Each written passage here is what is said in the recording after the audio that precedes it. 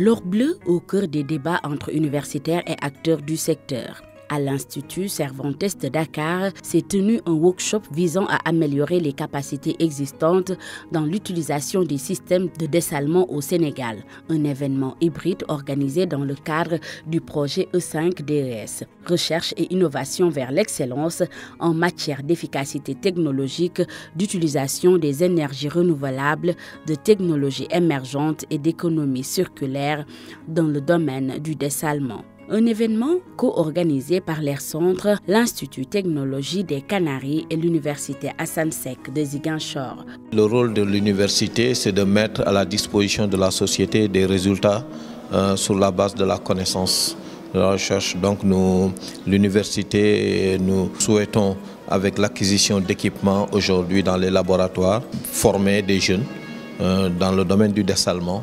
Le dessalement, c'est les technologies membranaires. C'est partir de la microfiltration à l'ultrafiltration, ensuite la nanofiltration et l'osmose inverse.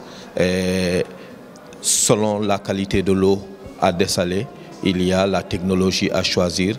Et après l'avoir choisi, cette technologie, il y a les conditions opératoires pour optimiser les résultats, pour optimiser l'eau à traiter. Ce workshop s'adresse à un public cible comprenant les autorités locales et la communauté académique.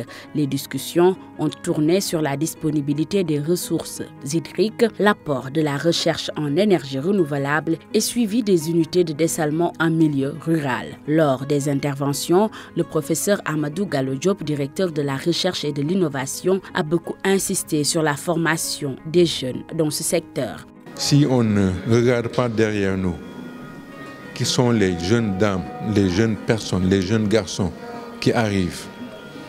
Est-ce qu'on prend le temps de les former comme nous avons été formés?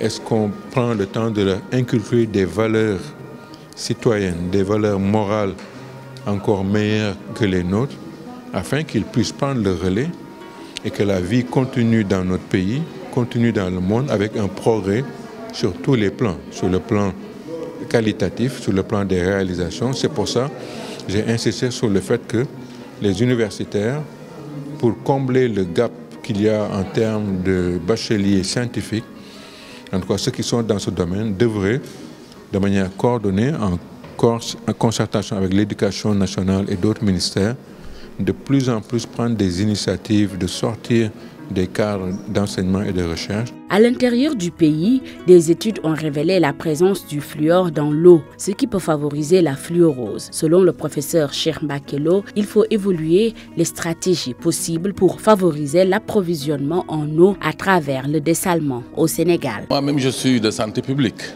Et je suis, comme l'a dit le DGRI, je suis chirurgien dentiste. Et j'ai beaucoup travaillé sur la fluorose.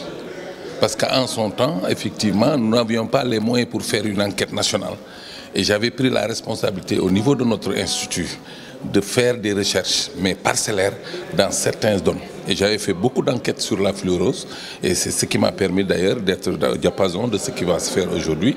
Parce que c'est en ce moment que j'avais poussé ma curiosité pour voir ces usines de dessalement, pour voir comment filtrer cette eau et permettre à ces populations, surtout sur le plan esthétique, de pouvoir vivre normalement. L'Institut technologique des Canaries veut aussi apprendre du Sénégal sur l'amélioration des capacités technologiques et scientifiques de recherche en matière de dessalement. Le dessalement est à très haut niveau développé et on a prouvé que c'est une technologie robuste, fiable, qui donne de l'eau de qualité à partir de l'eau de mer ou de l'eau saumâtre. Donc c'est dans nos objectifs de faire une transférence de technologie vers nos voisins comme le Sénégal. Donc le but de ce séminaire, c'est comment on peut faire le transfert technologie, appuyer, collaborer avec le Sénégal pour voir la possibilité d'améliorer l'approvisionnement en eau au Sénégal à travers le dessalement et avec nos collègues de l'université de Ziguinchor.